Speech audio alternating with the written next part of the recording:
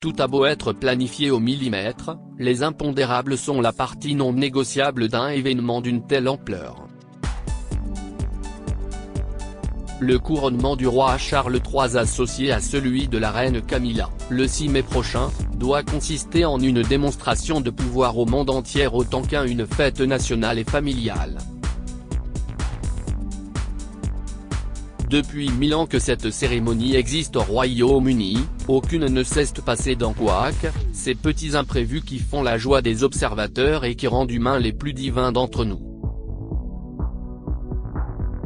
Outre les traditionnels évanouissements de hors-ce-gare, les imprévus dus aux intempéries ou même les fantaisies du public, il se pourrait que le roi et la reine subissent des désagréments liés à la cérémonie elle-même. Comment anticiper les petits soucis d'une journée si grandiose? Voici une liste des catastrophes les plus prévisibles, selon Gala. Fr. Le roi Charles III, qui sont les femmes de sa vie? Charles III et Camilla devant les caméras du monde entier. Si est un événement mondial de par son caractère unique et rare, s'il n'y aura que 2000 invités à Westminster Abbey, tous les yeux des téléspectateurs du monde entier seront braqués sur Londres. En présence de monarques étrangers, de chefs d'État, d'une foule imprévisible à l'extérieur, la célébration du couple royal est déjà l'événement de l'année. Depuis 1953, aucune cérémonie de couronnement n'a eu lieu en territoire britannique, et le mode d'emploi date un peu. Les organisateurs de l'opération Golden Orb ont tout prévu, mais Charles III et Camilla doivent s'attendre à tout. Le roi a empêché de marcher monarque le plus âgé à monter sur le trône britannique. Charles III, 74 ans, ne souffre d'aucune maladie handicapante, mais connaît quand même quelques problèmes de santé comme un mal de dos persistant. Ce 6 mai 2023, il pourrait donc se retrouver tout simplement bloqué du dos ou de la jambe, et ne pas arriver à marcher jusqu'à la chaise du couronnement.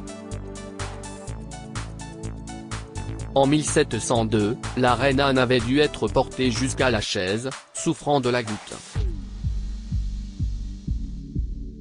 Après une première procession dans une calèche inconfortable, dans une tenue très lourde, le roi Charles III pourrait voir son dos lui jouer des tours. La couronne vacille pesant plus de 3 kg. La couronne de Saint-Édouard est réputée pour être très lourde et difficile à supporter pendant la cérémonie. Comme sa mère, Charles III tient pourtant à ce joyau de la couronne. Il ne faudrait pas qu'elle tombe, glisse ou soit mise de travers comme cela est arrivé par le passé. En 1761, George III a eu le malheur de voir un diamant s'échapper de la précieuse coiffe, tandis qu'en 1902, Édouard VII a dû faire appel à ses réflexes pour la saisir des mains de l'archevêque Temple, avant qu'elle ne tombe, lâchée par celui-ci. Normalement la couronne de Saint-Édouard devrait aller comme un gant au nouveau roi, ayant été ajustée pour lui. Sauf si celui-ci a pris la grosse tête. La coiffure de Camilla part en vrille et le chignon très épais et solide d'Élisabeth II avait permis à l'illustre reine de paraître en toute majesté lorsque la couronne fut posée sur sa tête. La reine Camilla a de quoi s'inquiéter de son côté, plus âgée, ses cheveux très fins, toujours lâchés et arrangés par un brushing, pourraient plier sous le poids de la couronne de la reine Marie, et lui donner un air peu royal sur les photos et à la télévision. Sa coloriste, Jo Hansford s'exprimait à ce sujet dans le Daily Mail du 27 avril 2023, la difficulté va être de poser la couronne sur ses cheveux sans altérer sa coiffure et son style. Comment ils vont réussir à faire ça, je ne sais pas. Je n'y serai pas pour ma part. Je serai devant la télé, a-t-elle dit. Camilla Parker Bowles porte la tiare ou la couronne. La bague du couronnement se coince durant la cérémonie, l'archevêque de Canterbury glissera au 4e doigt de la main droite du roi Charles III, la bague du souverain, autrement appelée bague du couronnement. En saphir et rubis, elle représente le drapeau du Royaume-Uni, et symbolise l'engagement du roi vis-à-vis de l'Église et de son pays.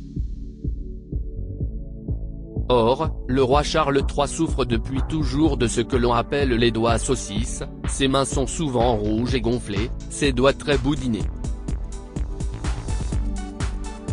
Œdème, arthrite, rétention d'eau ? Personne ne sait ce dont souffre le roi, mais le passage de la bague va sûrement représenter une épreuve. Avec le stress, ses doigts pourraient enfler le matin même de la cérémonie, et ne pas pouvoir accueillir le précieux anneau. Une scène embarrassante dont se passerait bien Charles III. Charles s'ennuie ou s'agace. Le roi Charles III n'est pas très patient quand il est stressé.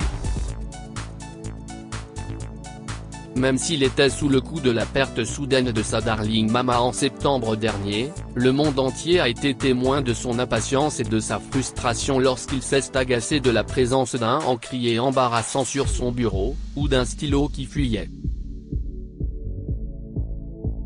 La cérémonie, déjà raccourcie sur demande du roi, pourrait bien vite agacer Sa Majesté qui ne sait pas très bien dissimuler son ennui.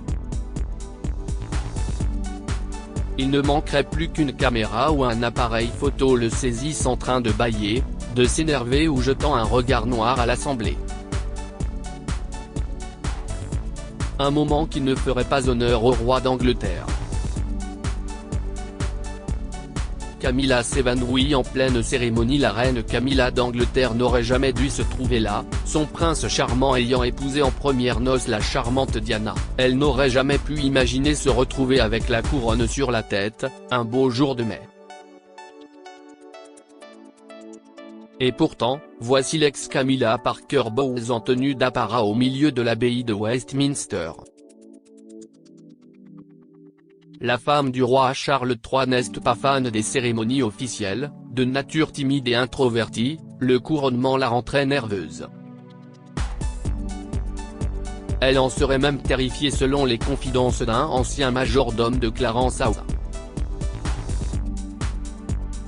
La chaleur de l'apparat, le stress, le poids de la couronne pourraient faire tourner de l'œil la future reine.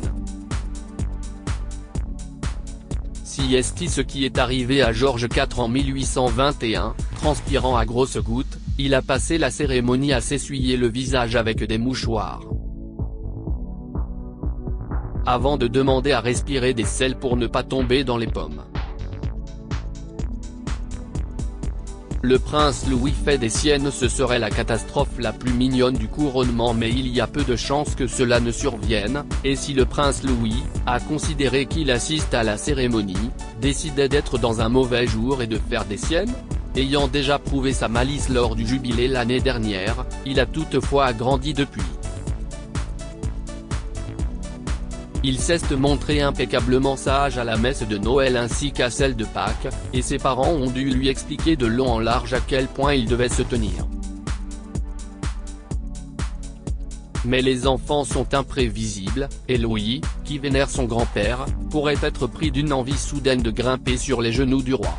George et sa sœur Charlotte veilleront sûrement attentivement sur le petit dernier. Crédit photo. Direction artistique Gala.